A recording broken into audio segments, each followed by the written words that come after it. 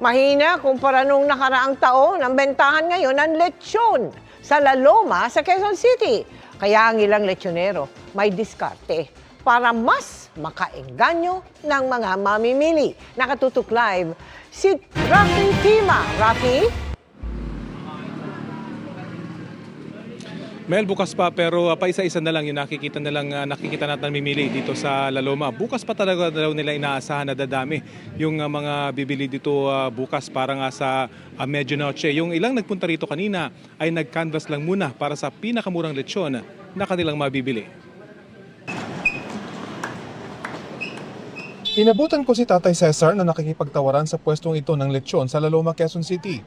Tuwing salubong sa bagong taon lang daw sila umuorder ng lechon, kaya nagtungo siya ngayon dito sa La Loma.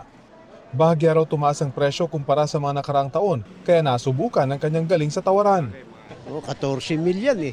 Natawaran ko, naging 10. Okay na ho yan? Okay na. Ayon sa may-ari ng maliit na lechonang ito, malaki ang ibinaba ng kanilang benta kung ikukumpara sa mga nakaraang taon. Siguro po nasa mga 30% to 40% na nawala sa tao. Kasi nung dati, nung last year, ganitong pecha pa lang halos talagang puno na tao rito eh. Bagamat may dagdag gastos para sa mga lechonero dahil sa pagtugon sa ASF, hindi raw ito ang dahilan sa mas mababang benta. Hindi ho naka-apekto yung ASF sa benta nyo? Hindi naman po, dahil talagang free po rito sa La Loma. So talagang yung kakulangan lang ng pera ng mga customer? Opo, yun na lang talaga dahil sobrang taas po ng baboy. Dahil sa naging problema sa ASF, mayat maya ang pag-iikot ng mga kawani ng Quezon City Veterinary Department para matiyak na sumusunod ang mga lechonero sa kanilang panuntunan. Bawal na ang pagkate ng mga baboy dito at dapat ginagawa ito sa accredited na slaughterhouse. Dahil mas mahal na ang lechon, marami raw sa mga umiikot ngayon dito, umu-order na pero bukas pa kukunin ang kanilang binili.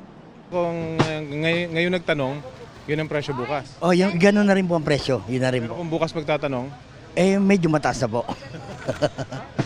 Bagamat nagmahal, marami pa rin ang bumibili ng lechon. Ang mga kawaning ito na sanay sa dagsa ng mga tao, nakamamangha ang bilis sa pagbabalot ng lechon. At para mas maengganyo ang mga mamimili, may libreng taste test. kumusta po yung taste test? Okay naman, masarap. Kaya dito kami pumunta. Pang lang namin to, pang kain, ulam lang namin ngayong gabi, taka papaksiw lang naman namin. 3 kilo lang naman nabili namin.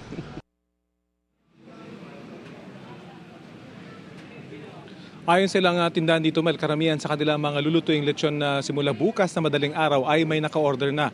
Umaasa naman sila na dumami yung mga walk-in bukas para naman daw madagdagan yung kanilang benta at makabawi dun sa matumal na bentahan nitong nagdaang Pasko. Yan ang latest mula rito sa La Loma, Quezon City. Mel?